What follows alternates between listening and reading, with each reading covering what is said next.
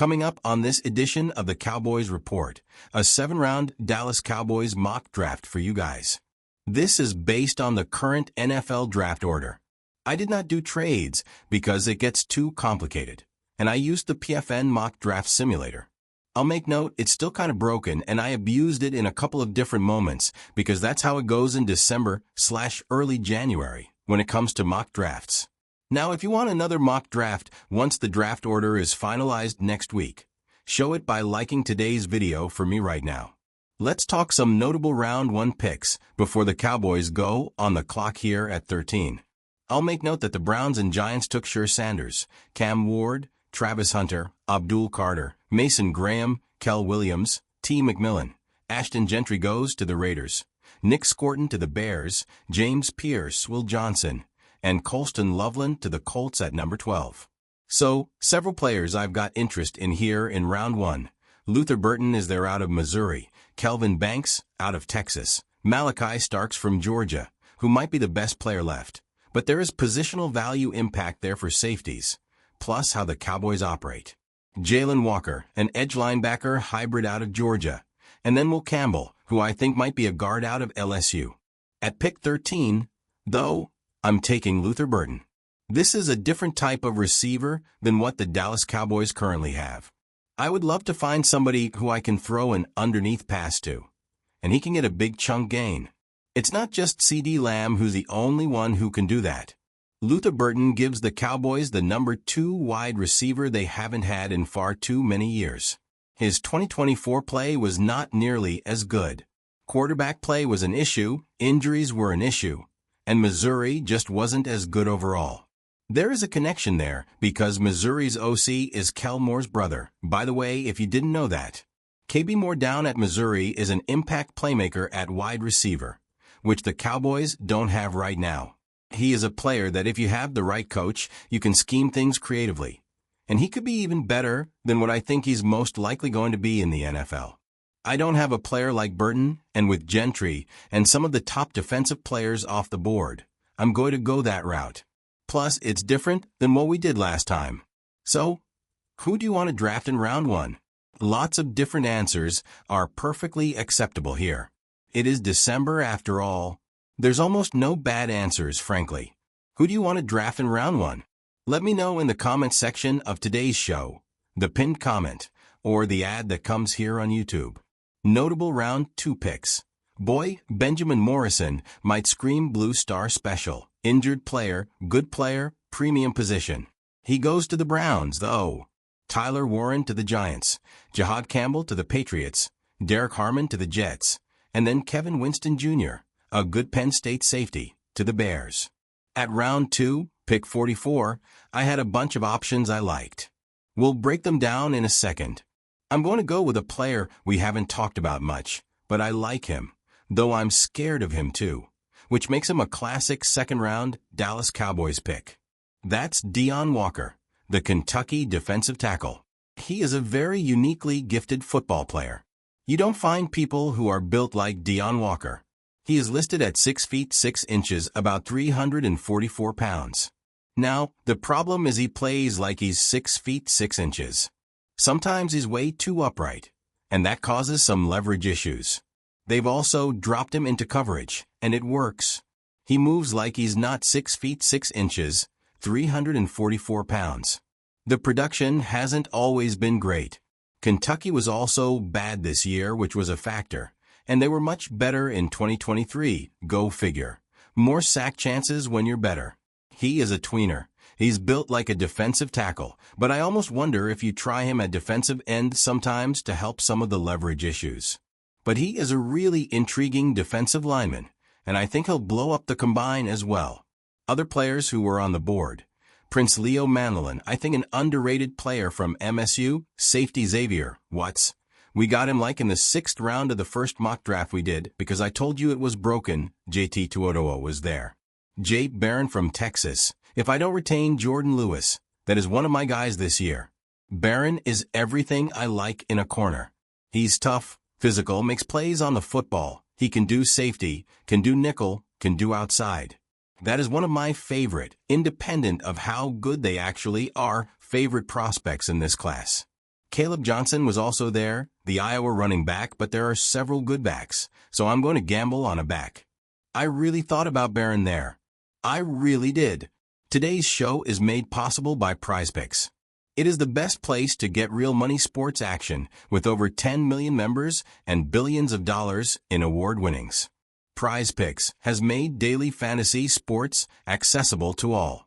You just pick more or less on at least 2 players for a shot to win up to 1,000 times your cash. Run your game all season long on PrizePicks. It is playoff time. It's now or never. So don't miss out on the last few weeks of football action with PrizePicks, the best place to win cash while watching the playoffs. They also offer MasterCard for quick and easy deposits into your account this sports season. I always advise the Flex Play. I've got my boy Jack Laud, who's been on a pretty good stretch of late with the Flex Play for the CFP quarterfinals. Stovall more than receiving yards, Howard more than passing yards, Carell Tate anytime touchdown as well. Download the PrizePicks app today. Use code CLNS to get $50 instantly after you play your first $5 lineup. That's prizepicks.com/CLNS and use code CLNS to get $50 instantly. Win or lose. Once you play your first $5 lineup. Let's go to round 3, and we'll kind of not do as many other players on the board in recent picks because it's the 3rd round, and you guys don't care as much. Tryon Henderson. I love this fit with the Dallas Cowboys in theory. It's alongside Rico Dowdle, but I think you could add a different, power back to an extent here. Henderson is having his best year since his freshman year. And I don't think it's an accident that it's coming when the touches are at a lower figure. He splits time with Quinlan Judkins. Henderson is a game breaker. He's a big play machine. If you have a guy that's a bit more efficient like a Rico Dowdle, who doesn't always bring you the big explosive plays, Henderson is the exact complement. He can catch. He's a big play machine. It's like the better versions of, or maybe not to the same extent, but like the good versions of an effective Ezekiel Elliott and the explosive players from Tony Pollard. That is a running back committee that works. To get him with a UDFA and a 3rd-round pick, that's good bang for your buck too. Other guys that were on the board. Ollie Gordon was there. Down year, but had an awesome 2023 campaign. You might not know the name Jalen Royals, but he's really good out of Utah State, very good football player.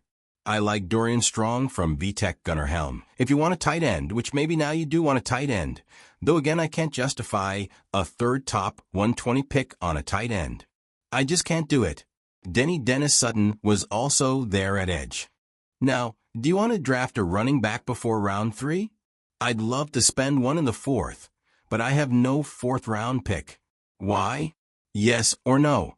Sound off for me in the comments of today's show.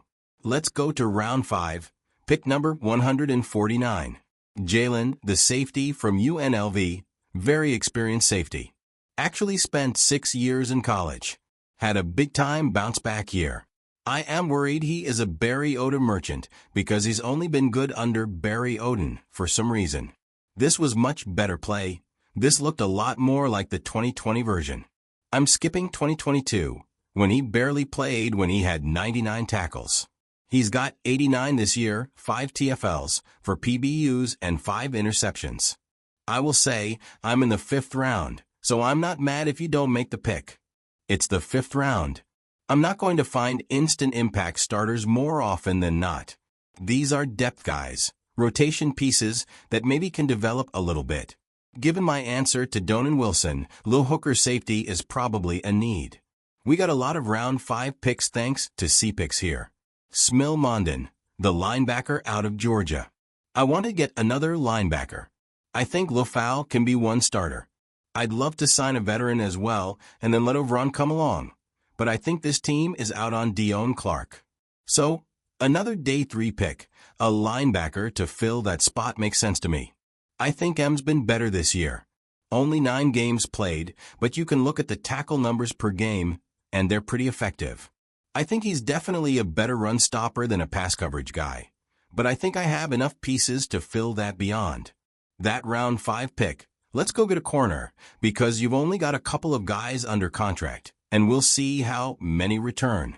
Anyway, Jamari Harris out of Iowa. I think a little bit overlooked on what is a pretty strong Iowa even back seven. If you want to include Jay Higgins, the linebacker, in this conversation, I need depth. I need bodies.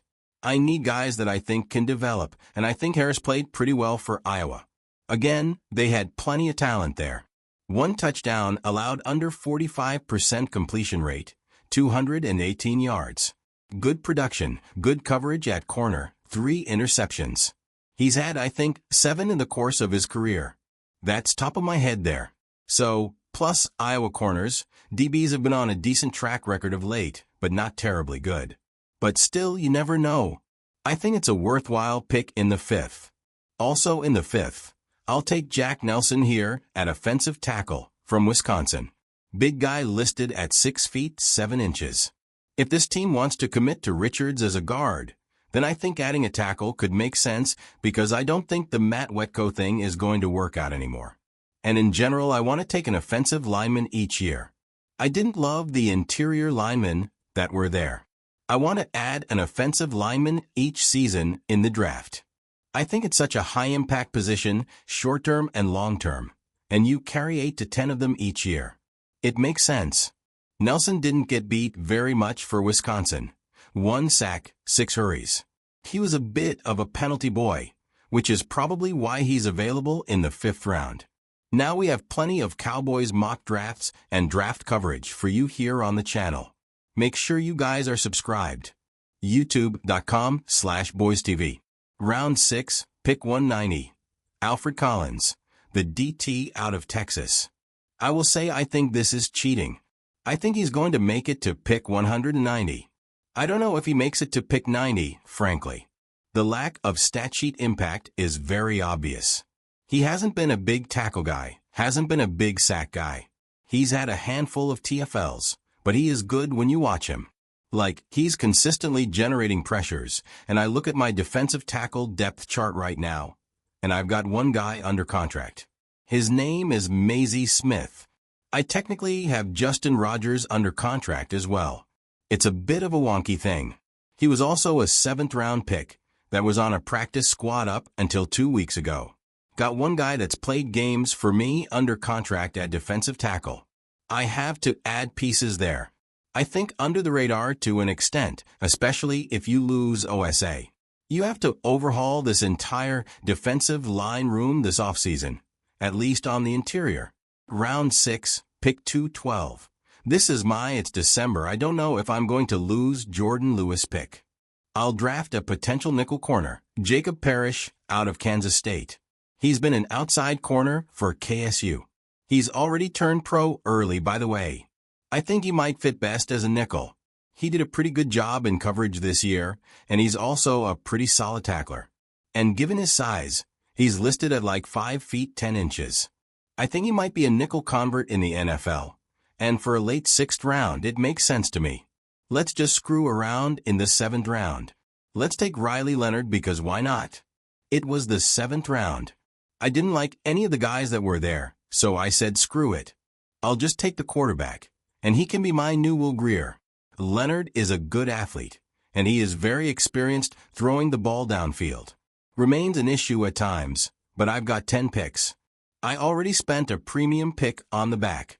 I got a receiver. Let's just have some fun with it and take a quarterback. Here's the mock draft. Luther Burton, Deion Walker, Henderson. I'm focused more on the top 3 picks in these mocks. That's what's going to really impact you. And I like that trio a lot. Jalen Catalon, Smil Mondon, Jamari Harris, Jack Nelson, Alfred Collins, Jacob Parrish. Then we took the next Ben DiNucci in Riley Leonard, which I actually think is a semi-decent player comp, by the way.